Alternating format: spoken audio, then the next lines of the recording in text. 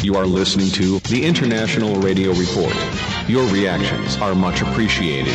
Feel free to send them to radioreport@yahoo.com. That is radioreport@yahoo.com. Thank you.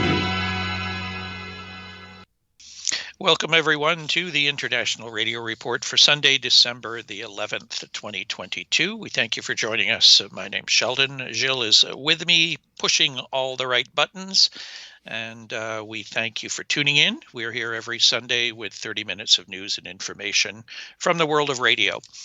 You can reach us by email, radioreport@yahoo.com. We are live streaming and archived at ckut.ca, the website for CKUT Radio here in Montreal. Our Facebook group is International Radio Report, 868 members at this point. We welcome Al, Lyman, and Olar Waju to our group. And our YouTube channel, where you can go and check out past editions of the show at your leisure. youtube.com/@IRR. We have 742 subscribers. We start off with a story of a tool for medium wave DXers. This is something that's been around for quite a long time. There is an updated version of it, and we thought we would share that with you today. We've talked a lot about AM DXing, which is a really good radio pastime to do in the winter months, especially when we have long periods of darkness. You're able to hear long-distance AM radio stations quite easily. But sometimes it's really hard to figure out what you're listening to. So this is one of the tools that's out there that is going to be a great help to you. Comes to us from Tim Tromp of Muskegon, Illinois, posting this message to Glenn Hauser's World of Radio IO group. The updated tool for AM or medium wave DXing. The new URL for the Canada US AM station info search page is amdxer.com/ambc/. For nearly 20 years, Barry McLarnon's Canada USAM station info search page, also known as Topaz, has helped DXers identify and add Canadian and US AM radio stations to their logbooks. Contained within the site's simple layout lies powerful searching capabilities, including fuzzy searches that allow DXers to search for similar sounding call signs, partial call signs, filtering frequencies by the first letter of the call sign, a C, a W, or a K, for example, filtering a frequency by station format, station sunrise and sunset times, distance calculations, and more. Tim goes on to say, I've been a huge fan of Barry's website for over a decade, and I would honestly be lost without it. Recent server outages have proved how much I rely on his site during my own live DXing sessions. Realizing how much I value the site for my own DX, I approached Barry about transferring the website to my server where I could perform more frequent updates to keep the data as reliable as possible. Barry agreed, and I'm proud to be the new caretaker for this excellent resource. Barry's server will remain online for a bit longer and will function as a secondary backup until he decides to pull the plug for good. I have no plans to change the site in any way, as I feel the functionality is simple, to the point, and works well just the way it is. I do welcome all DXers to contact me directly off list if you have updates to any of the station information presented on this site. So we'll post up the link to this. I think you'll find it just an amazing tool to help you identify the somewhat difficult task of identifying some of the medium wave stations you're trying to pull out of a pileup of stations. You may hear partial call signs. You may hear something that sounds like it, and you look it up in another source and it's not that. It may sound like it. You can use this search engine for many, many different ways of helping you figure out what it is that you're listening to by frequencies, by cities. It's basically like a spreadsheet where you could sort by any of the columns on an Excel sheet, for example. So a really, really handy tool. The Canadian US AM station info search page. And as I said, we'll post up the link for that on our Facebook page. We thank Tim for passing that story along. I'm anxious to go and make use of it myself. Yep, it's pretty cool. And you have also the ability to see not not just, the information of what format the station should be, but also the network slogan, if there's one. So really helpful. And of course, if you match that with maybe the ability to stream audio from that station and try to compare, I think this is really, really a great resource. So we have the CRTC that allows broadcasters to operate one more FM, upholds CanCon requirements, by Connie Thiessen, Broadcast Dialogue. The CRTC has released the results of its latest commercial radio review, allowing broadcasters to operate one more FM station in the same market under certain conditions while upholding Canadian content requirements. The first commercial radio policy update since 2014, one of the review's key changes offers greater flexibility to common ownership policy. For markets with 8 commercial radio stations or more operating in a given language, an individual may now be permitted to own or control as many as 4 stations, with a maximum of 3 stations within one frequency band, FM or AM, in that language. For markets with fewer than 8 commercial radio stations operating in a given language, one may be permitted to own or control as many as 3 stations operating in that language, with no limits on frequency band. While organizations including the Canadian Association of Broadcasters noted in their inventions that the current 35% Canadian content requirement for popular music was out of sync with consumer tastes, the review upholds the current percentage. The CRTC also maintained a quota for French vocal music for French language broadcasters at the current level of 65% in each broadcast week and 55% between 6 a.m. and 6 p.m., Monday to Friday. At the same time, it has eliminated the hits policy in Montreal and Ottawa-Gatineau, stating that it finds that the evolution of the audio market in Canada has made it such that the hits policy is no longer effective in achieving its stated intent of protecting French language broadcasters from a lost revenue or audience share. It additionally sets out an expectation that commercial stations that were not already required by conditions of license to broadcast music by emerging artists play at least 5% of songs from emerging Canadian artists, defined by a 48-month window following the release of the artist's first commercially marketed song. Commercial radio licensees will have to report annually on the percentage of selections from Canadian emerging artists and the number of distinct artists they broadcast. The Commission is also expecting commercial radio broadcasters to include Indigenous music in their playlists, noting it continues co-development of a new Indigenous broadcast policy that will impact all facets of the industry.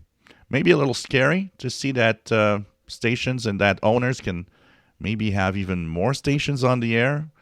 Diversity on radio is important, and when one owner owns too much of it, we don't see that much of a difference on the dial suddenly. There's a few cities I know of in the U.S. where one company has owned all of the radio stations in the one city, which is just totally bizarre. For example, on the AM stations, if you've got a lot of talk radio, we've talked many times in the past of how pretty much every talk radio station in the States is either designated as being Republican or Democrat supportive. And if you got one company that owns most of the stations, you're only going to get one side of the story on your radio dial. So I find this decision quite surprising. They've talked about changing for a long time, but as they say, it's been since 2014 since they updated this. And there were problems where stations tried to own more than 3 and they weren't allowed. And they had to either, when they acquired another company or whatever, they had to sell off a station or 2. So this is going to give them a little more freedom. I don't think I'm all that surprised at the numbers of the percentage of French music on French stations.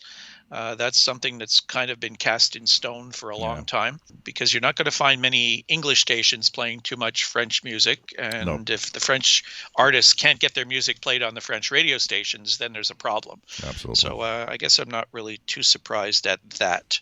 And seeing Indigenous artists get their music on regular radio stations, that's something quite new. There hasn't been a lot of that, other than maybe the CBC playing some Indigenous artists. So be interesting to see some of the stations, how they go about choosing what they're going to play to meet those requirements. We have a little bit of seasonal programming for you coming up for the holidays. We received a message from the station FRS Holland. They will be having a seasonal December broadcast, and the timing here in North America may not be the greatest for you, but we thought we'd pass this along for you. On Sunday, December the 18th, FRS Holland will be ringing out 2022 with its traditional seasonal December broadcast. The programs will start at 0852 UTC. FRS will boast with a tasteful December dinner of music, radio-related program items, and they'll be answering mail and DX news from their October 30th program that they had on the air. So times and frequencies on December the 18th, they'll be using 7700 parallel to 9335 kilohertz. And the program will run from 0852 UTC all the way through to 1330 UTC. And there is a possibility that they may replace 9335 with 9300. So you might have to check both of those if you're up and around at that time. They'll also be using 6185 in the same time frame, 0852 to 1330 UTC. What will the programming be? Well, they'll start off with the station opening ID and theme tune, followed by FRS Magazine, which will feature music from the past decades. At 10 UTC, they'll have a German show with a focus on new indie rock and wave music, and feature a couple of radio items as well. 10:45 UTC, Dave Scott's Radio Waves, featuring classic rock, modern progressive rock, radio chat, and reminiscences about land-based free radio stations. And expect a number of excellent Christmas tracks. At 11:30 UTC, FRS goes DXmas. They'll have news from around the world and shortwave news, and a radio diary looking back at some memorable moments in the month of December. 1200 UTC, the Musical Express. Gilles, you might like this one. Music of the 70s and 80s, plus radio-related items. 1245 UTC, the ILLS. I'm not sure what those initials stand for, to be honest. But Mike Taylor reads out all of the mail from their 42nd anniversary programming. And the broadcast will shut down at 1335 UTC. So again, that's on December the 18th. From 0852 UTC to 1330 UTC, 7700 and 9335, as well as 6185 kilohertz. And the 9335 frequency might possibly be replaced with 9300. So what's happening with our sun? Quiet to unsettled conditions most of the week. We were sometimes close to geomagnetic storming at times. But for the most part, conditions were nice. We had a lot of interesting propagation. We have, of course, better activity on the sun with a couple of big sunspots that have bumped up the sunspot number to 115 and the solar flux 143. And it really shows, even in evening, much better propagation for signals. That usually goes with the fact that the solar flux is higher. What's coming up this week? Well, for now, it seems to be rather quiet conditions, no coronal hole, so hopefully things are going to stay pretty stable and pretty good. The only way that you can actually check that out is to turn on a radio and listen. This is Glenn Hauser, on the air since 1987. You're tuned to the International Radio Report, 30 minutes of radio about radio, every Sunday morning on CKUT 90.3 FM in Montreal, and live streaming around the globe at ckut.ca. How much should personalities talk on your radio station? This is by Joel Robb, Inside Radio. The legendary John Guerin had the floor in a meeting of the program departments and general managers, consultants, and corporate honchos. The subject of how much talking there should be on a struggling morning show came up. After several of us weighed in, John paused and said something illuminating. Morning shows have to earn their talk time. The room went silent as his wisdom sunk in. I never forgot those words. Regarding talk on a music radio station, Guerin had it right then, and he has it right now. The amount of talk on a music station is directly proportional to how compelling that talking is. The more interesting you are, the more often you get to talk. The funnier you are, the longer you get to talk. The cliche "funny is money" rings true. In the age of BPM, we need to get to the point quickly, as listeners' patience is thin.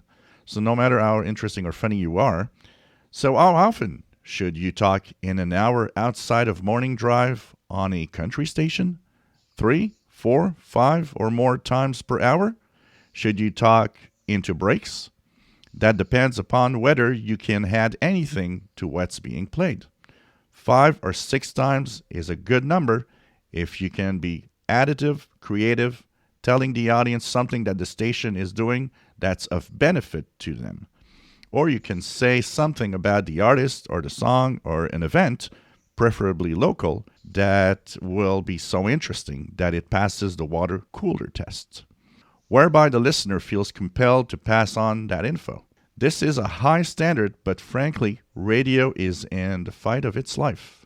And we no longer have time for empty breaks in which the RDS can say the same thing you say. Have you connected with your target listener by offering something specially of interest to her? Think about what happens when you meet someone new at a party. You have to get to know that person and care about them before you can hear about their trials and tribulations. The person who talks incessantly out of the gate at the party is one of who makes you feel like escaping to find another person to talk to. But if you have developed a relationship with someone, then you have a yellow light to go forward. How long you talk during each break is a perception as much as it is an actual amount of time. 2-minute bits can feel like 5 or more if they suck. 5-minute bits can sound like 2 or fewer if they're great. Markets and stations that have media monitors can measure tune-out of benchmark bits. If you want to talk more on or more often, become an expert. In a country format, that's fairly easy if you're a fan. Keep up on the latest news and gossip of Nashville.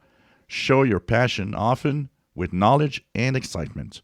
Be an expert on your own town or the towns you track for. As a pro, you can sound like you live there. Bob Iger, the reinstated president of Disney, said in a recent meeting with his troops, it's not about how much we create. It's about how great the things are that we do create. Make your talk contributions great. The better they are, the more mic time you'll have, if that's your goal. So definitely, you got to be interesting if you want to keep the listeners out there. Yeah, so many FM stations are all about the music. And many of them, other than the morning show and maybe the drive home show, don't even have a live announcer in the studio to begin with. They're voice tracked or what have you. We got stations that play, these hour-long music breaks where they basically don't have any speakers come in. They just fill in a couple commercials here and there. So, if you're going to get on the air and talk, you better know what you're talking about. You better be entertaining, or people are going to tune out. Unfortunately, though, I'm finding that a lot of stations, as we've said on the show many times, it seems like the stations don't want to pay people to be on the air and talk. If they can get away with, going with just music or very limited talk from announcers, whether they pre-record it or what have you, it's less expensive for them. We don't get these celebrities with big egos and big salaries to go along with them. These all have an impact, I think, in how much station owners let people actually go live on the microphone. Next, where do we go? Well, story about Ukraine. And we haven't had anything about radio-related things going on with Ukraine, but this is a really interesting one. It comes from Paul Thirst for Radio World's Guest Commentaries section. The headline is One Broadcast Engineer's Efforts to Send Radios to Ukraine. He goes on to say, I, like many other people, have been watching the situation in Ukraine unfold. My wife is from that part of the world, and it is concerning, or rather, it is a vast understatement to say it is concerning. With the onset of winter and the recent targeting of the electrical grid, the situation is getting worse. Knowing what it is like when the grid is down, the internet is down, and the mobile network is down, radio is often the only way to get information out to the general population. In this high-tech world with all of the many media choices available, when all else fails, radio is still there. That is true here, and it is true in Ukraine as well. With that in mind, we reached out to someone who is working for an aid organization and asked if small battery-powered radios would be helpful. The answer was an enthusiastic yes. These radios are especially helpful in smaller settlements and rural areas where power restoration may take some time. Ukraine has a large government-owned public broadcaster, which has a large network of AM and FM radio stations across the country. Looking at a few Ukrainian and Russian websites, it looks like most of their transmitters are still on the air. The AM broadcasting was discontinued in 2018. However, as of February 26, 2022, they were back on the air on 675, 873, 1278, and 1404 kilohertz. We have sent a batch of 20 radios with AA batteries via an international shipping service in New Jersey. The radios are inexpensive portable units that cost about $10 each. Each radio will be distributed with 6 AA batteries, which should provide about 2,400 hours of listening time. We will hopefully hear from Roman, the aid worker, soon that they have arrived. In the meantime, I started a GoFundMe for others to help out. All of the monies received from the GoFundMe will be used to purchase and ship radios to Ukraine. So this is a really very impressive undertaking that this gentleman has taken on. And so simple. $20 AM radios with some AA batteries, and people are going to have 2,400 hours of listening time, whether they have the power grid working or not. Yep, that's pretty good. It's really something unique. And yes, radios are needed because they'll be able to have the news they want. I mean, it must be quite difficult, especially when you don't know what's happening. So this is great for sure. Yeah, we'll post the GoFundMe link on our Facebook page if you're interested in helping out this group. I think they'd. If you're looking for something, it's sometimes frustrating. What can we do to help? Yep. Well, here's something that's very inexpensive and can really go a long way to giving people something very, very helpful and probably comforting to them as well. Yep. Just you see some of these pictures of people sitting in subway stations and train stations and underground and just trying to survive. So to have a little radio with them might be very, very helpful.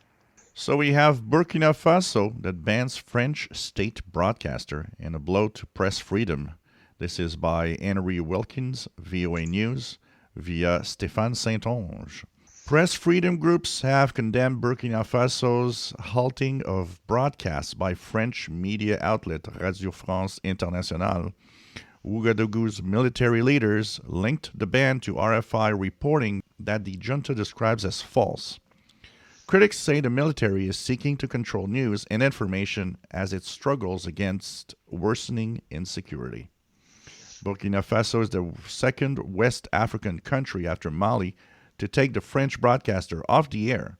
Both countries are under military rule.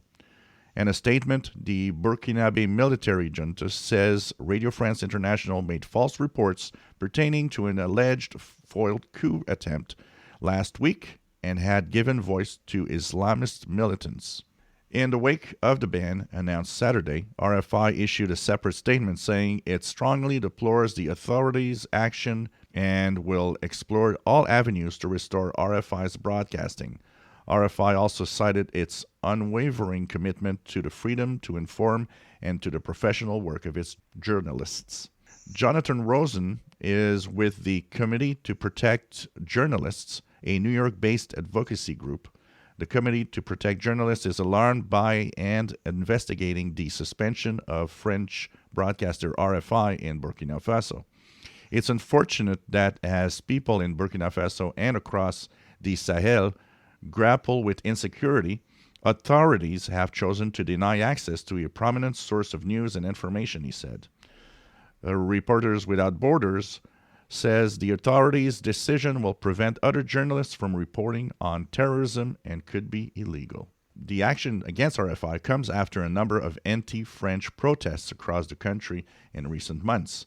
Some blame Burkina Faso's military partnership with its former colonizer for the failure to stop the violence.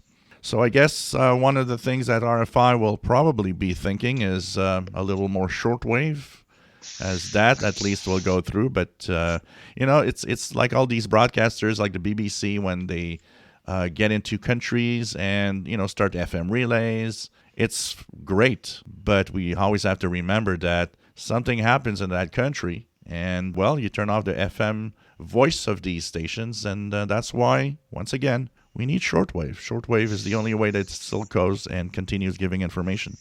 It proves the importance of radio, too, that in all of these types of stories that we have, they target the stations right away. When there's something being said on the radio that they don't like, they try to shut it down as quickly as they can. So, that just proves that people are using this and continue to use radio as a source of gathering information, especially when there's upheaval going on in a country. So now we see two of the countries that have been supported by France in the past, Mali and Burkina Faso, both taking this action against the French broadcaster. So we have upcoming radio contest. We start in the Czech Republic, where the OKDX RTTY contest will take place, 0000 to 2359 Zulu, December 17th. That is organized by the Czech Radio Club. The bands are 10, 15, 20, 40, and 80, and this is a radio teletype contest. One that I'm quite interested in might be participating, the RAC Winter Contest from 00 Zulu to 2359 Zulu, December 17th, organized by the Radio Amateurs of Canada. The bands 160 through 2 meters without the work bands, and the modes CW, phone, SSB, FM, AM, etc. Yeah, that's a great contest. I've participated in that. It's a full 24 hours. There are stations from all across Canada, including the territories. There are special RAC designated stations that are on the air as well. Those are worth extra points if you're participating in the contest. But if you're just a listener and you want to tune in, you may take on the challenge of maybe trying to hear at least one station from every province and every territory in Canada. Yeah. If there's a chance of doing it, the day of the winter contest is probably a very good day to do it. So give it a shot on the 17th of December. We have the Croatian CW contest, 1400 Zulu December 17th to 1400 Zulu December 18th. That's organized by the Croatian Amateur Radio Association. It is 1.8 through 28 megahertz, so all the major HF bands, and it is CW only. And there's the Stu Perry Top Band Challenge, 1500 Zulu December 17 to 1500 Zulu December 18, organized by the Boring Oregon Amateur Radio Club. And that's a 160-meter band contest, only CW. Yeah, that's an odd name for a club, the Boring Oregon Amateur Radio Club. I looked it up to see why it's called that. Actually, the city where they're located is called Boring, Oregon, so that's where the name comes from. We've had that contest. They do a number of contests every year in that group, so 160 meters is always a challenge. We are out of time. We're closing in on the end of the year. We'll have shows coming up, though, right through. We will have something on the air on Christmas Day itself, which is a Sunday this year. We'll have more information on that for you next week. So we thank you for tuning in today and every week if you're able to do so. We will be back again next Sunday morning with the next edition of our program on CKUT 90.3 FM, the International Radio Report. Bye-bye.